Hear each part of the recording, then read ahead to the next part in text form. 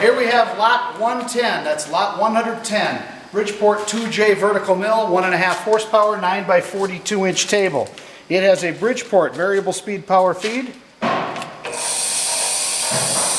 Slow it down, speed it up, rapid, reverse, slow, crawl, feed, speed up. It has a Acu-Rite Millvision 2-axis digital readout. Why? Looks to go in the 2/10. That looks to go in the single. Next. Okay, we got knee handle, quill handle. I'm going to run the spindle for you. And in the high range, variable speed.